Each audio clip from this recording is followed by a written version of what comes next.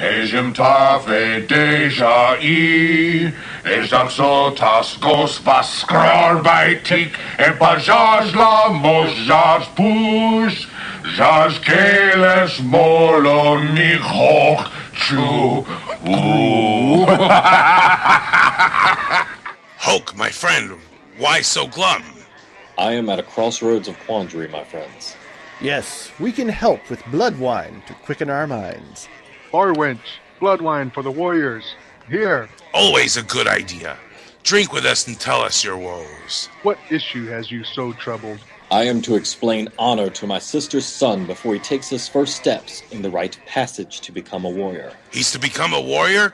Good! I am happy for you, my friend. You should be joyous in spirit. I find it difficult to believe you cannot define what a warrior's honor is. Hauk, you are one of the more honorable warriors I know. I know full well the definition of honor. I am unsure of how to explain it to a petulant youth after all of the dishonorable things I was forced to endure as a Starfleet officer. Then forget the past. Tell us in your own words what honor means to you now. You are still a Klingon warrior, fighting for the glory of the Empire. Now tighten your spinal armor and get on with it. Very true, Korrath. He acts as if we are new to the concept. You know what honor is? And I know how to use a disruptor as well. But let's keep this civil for now. Easy, warriors. Now is not the time. Let them fight it out. It will settle this argument quickly so adults can move on to the important things. You are a meddling old fool, Garg. Starfleet has long wanted us to join the Federation and become more like them. The stone remains stone, even when it is turned into a weapon or a tool. We remain Klingon. Starfleet seeks to ally with us against the Borg. There's no harm in it, as long as we do not lose the Empire in the Alliance. The Borg are a far superior foe. There will be enough honor and glory for everyone. If left unchallenged, the Borg will sweep through the quadrant like a plague. We've lost sight of why we are here, though. Kalis says there is honor in collaborating with an enemy to vanquish an even greater threat. The Borg is one such threat. Federation may not put a detok into your back, but they will give you all the prune juice you want, as long as in the end you play nice and join them. It's insidious. They are worse than the Borg. They tell you what you want to hear, and they give you the things you need so that you want to join them. I have blood oaths against both. I merely hate the Borg more. I always intend to see Starfleet to Grethor immediately after killing the Borg. Aha, the blood wine has finally arrived. Let us drink and think on honor and how to mold the mind of your sister's young son, Hauk. Kapla! Kapla! Kapla! The blood oath is an important part of the code of Kalis, but not its foundation. Those are duty, honor, and loyalty. The core of the code of Kalis is the heart of virtue. The Tik-Go is based on the ancient weapon favored by Kalis. Its 3 blades represent the 3 values of the code of honor. General Chang described it best in his speech to the new recruits. Duty is the first blade of the heart of virtue, the beginning and end of the river of blood.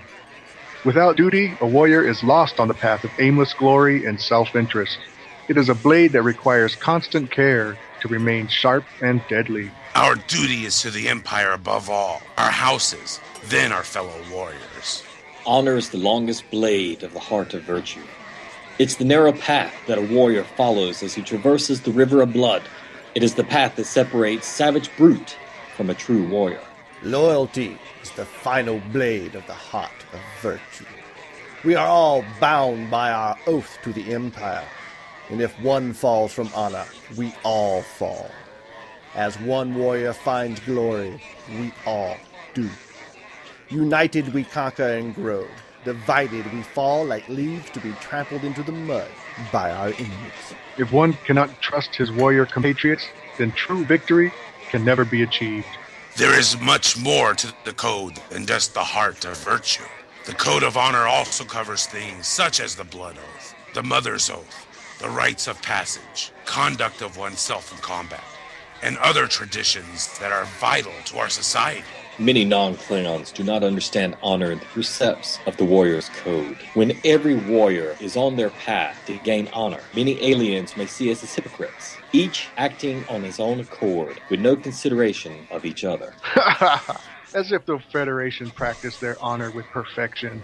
They break their own prime directive whenever it suits them. Then they have the boot to lecture us on the merits of their own honor. To Federation Federation meddling! And a Federation constant of the meddling. In the universe.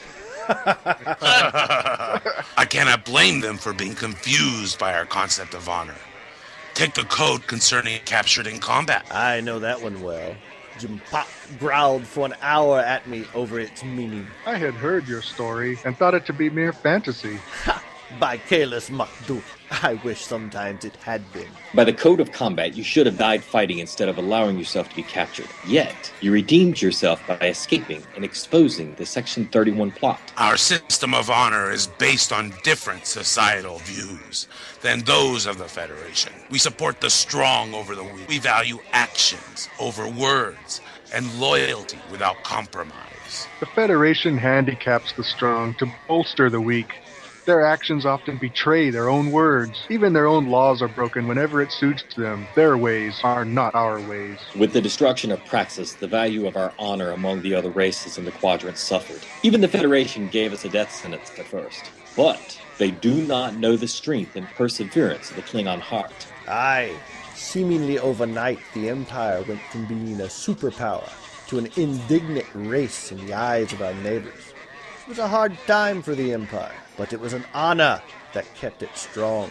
It gave us the drive to rebuild and avoid civil war. Some within the Empire feel that we held onto honor too tightly, used it to appease the masses, and allowed it to be perverted from the original teachings of Kalis to suit their needs. Our return to the old ways described by the teachings of Kalis would do much to restore our position within the quadrant.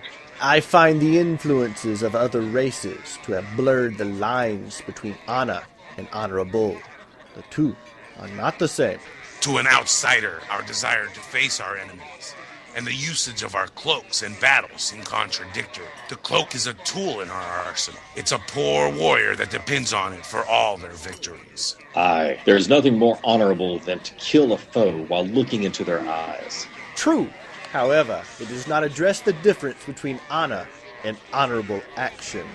Honor is the code of conduct an individual warrior follows. When they follow their personal code in the achievement of their goals, their actions are deemed to be honorable. Honor comes from within. If you must ask yourself, are my actions honorable? You can rest assured they are not. Another important component of our honor is the need for simplicity. Simple is what's best. Hauk, tell us what is best in life. To crush your enemies. See them driven before you and to hear their lamentations from Greco. Kabah!